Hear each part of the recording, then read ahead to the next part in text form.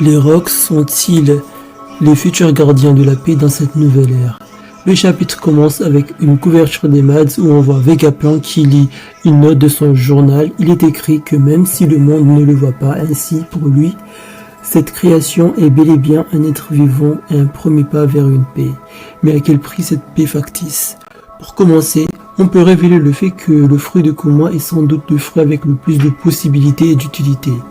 Ce dernier peut littéralement matérialiser les rêves et les pensées et même toucher les logias sans acquis.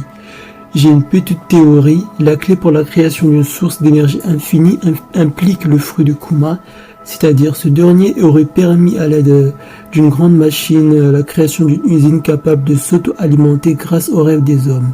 Je dis bien une grande machine qui permet de s'alimenter grâce aux rêves des hommes. Et une deuxième qui permettra la création d'une batterie externe qui va stocker l'énergie en la repoussant de l'intérieur. C'est qu'une petite théorie, vous me direz votre avis dans les commentaires, merci beaucoup. Ensuite, dans le chapitre, on relève un point très important. À mesure que Bonnie s'approche de cette sphère de souvenirs de Kuma, Oda tente de faire mourir le personnage tout en le faisant revivre tel un phénix. Je m'explique. Kuma ayant accepté l'expérience de Vegapunk sur lui-même, il se retrouve sur la frontière entre la vie et ailleurs. Même si il a extirpé ses souvenirs hors de sa conscience, il ne sera plus le même du fait qu'il a modifié son corps et son âme. Donc, même s'il reçoit ses propres souvenirs, cela ne fera pas revivre le Kuma d'autrefois, c'est-à-dire le père de Bonnie, l'ami des révolutionnaires. Donc, à mesure que Bonnie s'approche de cette sphère de souvenirs, elle s'accapare aussi les torts et les douleurs de son père. On se trouve à considérer comme un tyran, ce dernier connaîtra la rédemption à Egghead. Ainsi, sa fille connaîtra les véritables intentions de son père et tout son passé et continuera éternellement de vivre avec sa fille à travers ses souvenirs. Parce qu'on est seulement oublié pour l'éternité que si on ne se souvient plus de notre personne. Dans un second temps, il y a eu un bref affrontement entre Zoro et Kaku forme éveillée qui s'est soldé par la victoire de Zoro. Pour moi, Robuchi a le niveau de premier commandant et Kaku a le niveau d'un troisième commandant, voire Tobiropo aux alentours de Wusu. Ensuite, pour continuer, les séraphins posent un véritable problème qui repose sur la thématique des clones. Est-ce que les clones sont-ils des êtres à part entière ou simplement des répliques ratées des personnes clonées? Pour moi, personnellement, les séraphins sont des êtres à part entière différents de leur clone original.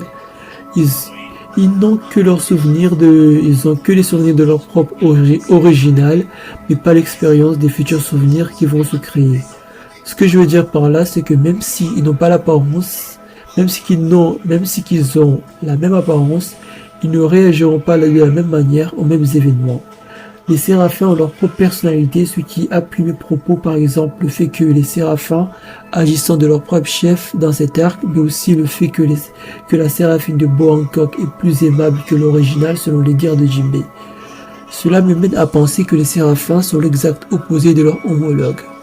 Pour terminer sur la plus grosse révélation du chapitre, ceci qui est une clown réussie de Miss Bakin, la mère de Weeble, ancien membre des Rocs.